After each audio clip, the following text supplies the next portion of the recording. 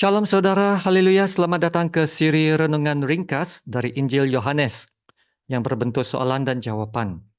Kiranya kasih karunia dan damai sejahtera melimpahi Anda oleh pengenalan akan Allah dan akan Yesus Tuhan kita. Kita akan lihat Yohanes bab 13 ayat 33 hingga ke 35. Dengan tajuk ini, apakah bezanya perintah baru dengan perintah lama tentang kasih? Mari kita baca dari ayat 33. Hai anak-anakku, hanya seketika saja lagi aku ada bersama kamu. Kamu akan mencari aku, dan seperti yang telah kukatakan kepada orang-orang Yahudi, ke tempat aku pergi, tidak mungkin kamu datang. Demikian pula aku mengatakannya sekarang juga kepada kamu. Aku memberikan perintah baru kepada kamu, yaitu supaya kamu saling mengasihi, sama seperti aku telah mengasihi kamu. Demikian pula kamu harus saling mengasihi. Dengan demikian, semua orang akan tahu bahwa kamu adalah murid-muridku, yaitu jikalau kamu saling mengasihi. Demikianlah firman Tuhan. Kita lihat soalan edisi ini. Yang pertama, dalam ayat 34, Yesus mengatakan bahwa dia akan memberikan perintah baru, yaitu perintah kasih. Sebenarnya perintah kasih ini bukannya baru, karena sudah pun diberikan sebelum ini di perjanjian lama, yaitu Imamat 19 ayat 18. Lalu apa yang baru tentang perintah baru yang diberikan Yesus? Bandingkan kedua-dua ayat dalam Yohanes dan Imamat. Soalan yang kedua, apakah kepentingan perintah baru yang Yesus berikan? Adakah kita dapat melaksanakannya sebagai manusia biasa dan bagaimana itu boleh terjadi? Sekarang kita bandingkan kedua-dua ayat dalam Yohanes dan Imamat. Apabila Yesus memberikan perintah baru, Yesus bukannya menggantikan hukum atau Yesus meniadakan perintah yang lama itu. Tidak, saudara ya. Dengan memberikan perintah baru, Yesus membawa pengertian yang lebih dalam dan lebih tinggi maksud sesuatu hukum itu. Nah, perintah dalam perjanjian lama, Imamat 19:18 mengatakan, kasihilah sesama manusia seperti dirimu sendiri. Nah, sekarang dalam perjanjian baru, Yesus merujuk kepada hukum yang sama dan menambahkan 6 perkataan baru. Apakah 6 perkataan baru itu?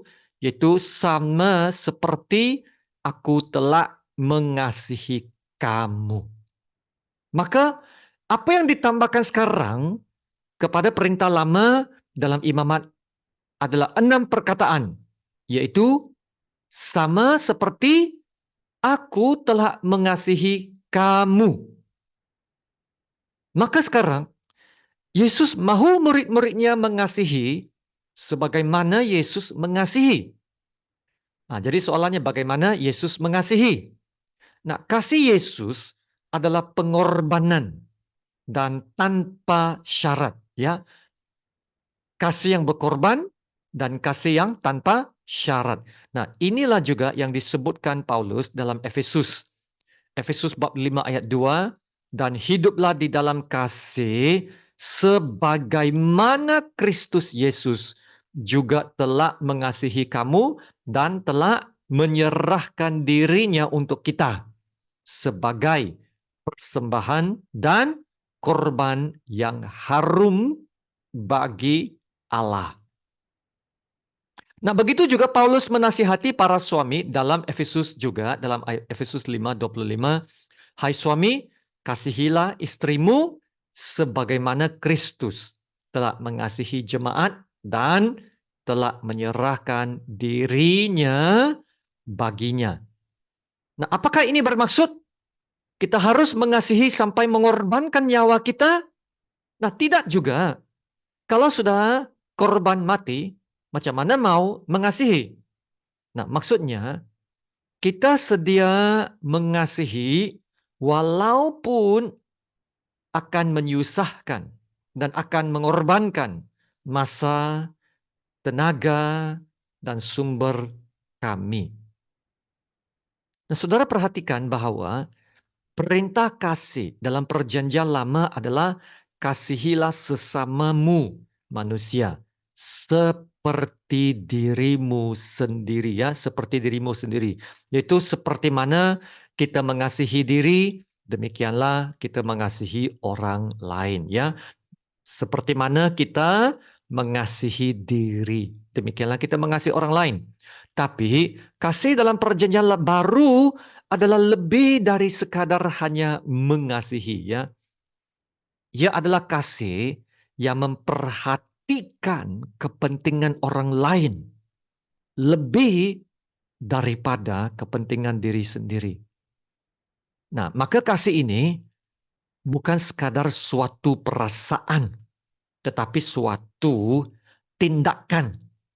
Nah, ia adalah kasih yang bersedia mengorbankan kepentingan diri, termasuk mengasihi musuh-musuh kita, dan malah dapat membalas kejahatan, bukan dengan kejahatan, tetapi dengan kebaikan. Wow, sekiranya ikut perasaan, kita tidak mau mengasihi musuh kita. Kita tidak akan mau berbuat baik kepada mereka. Tapi saudara, inilah caranya Yesus mengasihi kita. Nah, jangan lupa, jangan lupa. Kita yang dahulunya adalah musuh Allah.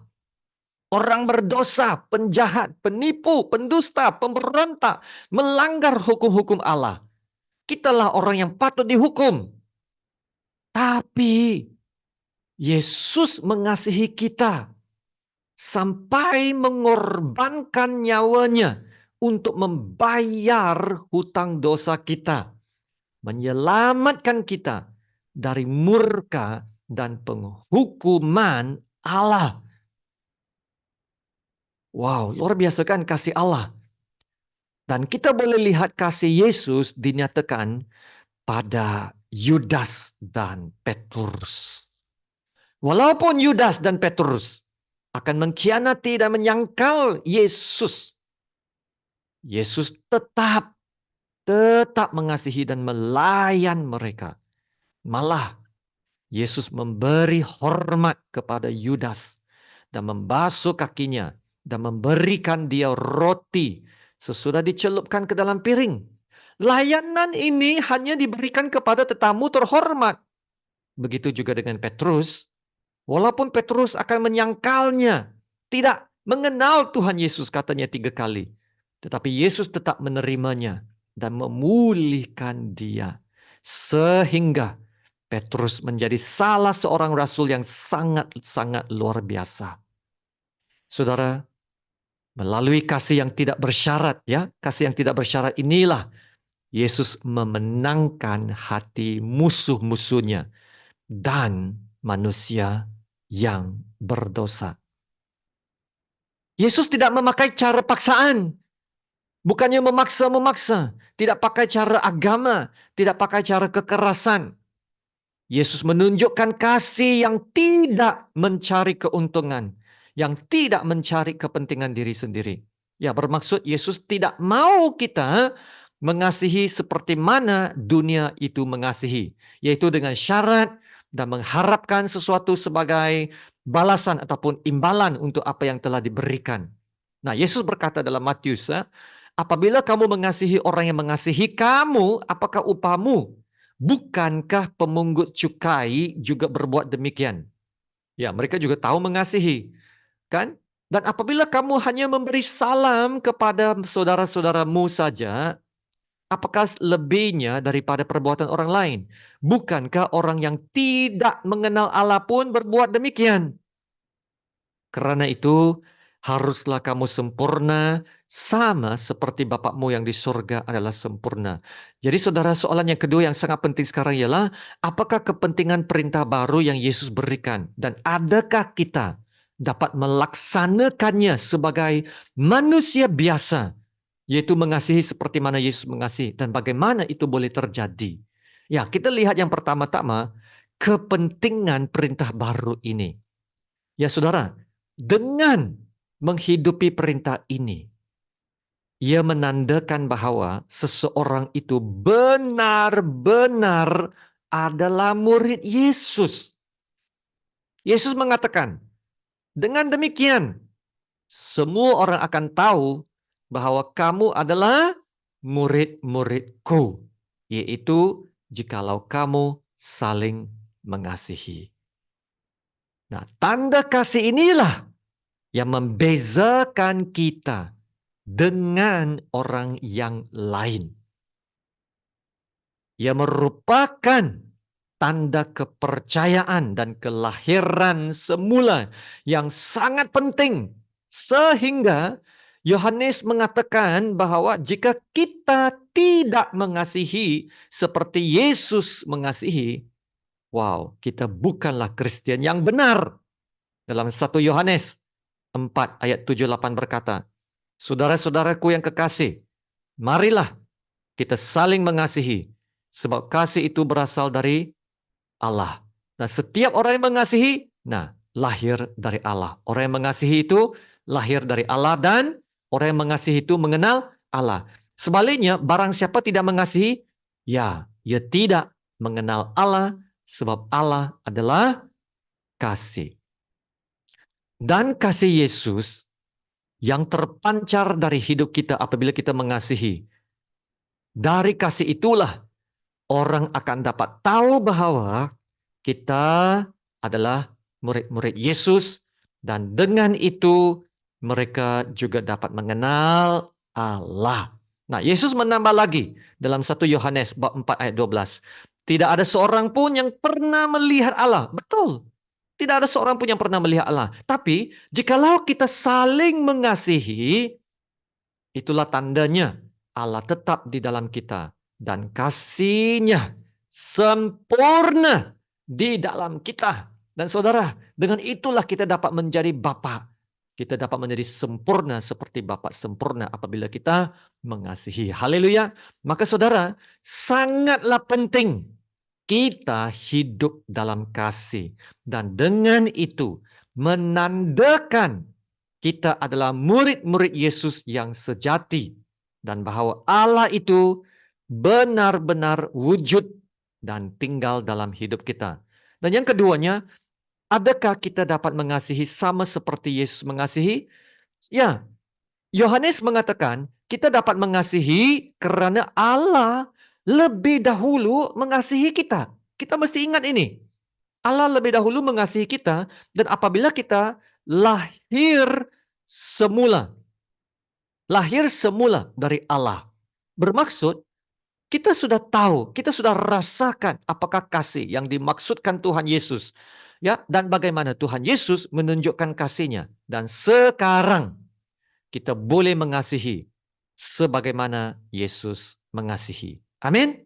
Nah, Paulus mengatakan bahwa Tuhan yang memampukan kita mengasihi. Karena dalam Roma 5:5, kasih Allah telah dicurahkan di dalam hati kita oleh Roh Kudus yang telah dikaruniakan kepada kita. Wow, luar biasa saudara. Roh Kudus dikaruniakan kepada orang yang benar-benar telah lahir semula. Dan kalau kita benar-benar lahir semula dengan roh Allah yang ada dalam kita, jadi kita boleh mengasihi. Sebab kita telah menerima hati yang baru, roh yang baru. Dan saudara, pencurahan kasih dalam hati kita bukanlah pencurahan yang sekali sahaja. Bukan. Nah, pencurahan ini ada dua sifatnya dalam Roma 5:5 ini. Ia adalah pencurahan kasih yang berterusan. Katakan, pencurahan kasih yang berterusan. Haleluya. Nah, Tuhan akan memenuhi kita dengan kasih-Nya yang terus-menerus ya, yang terus-menerus tak kehabisan kasih-Nya.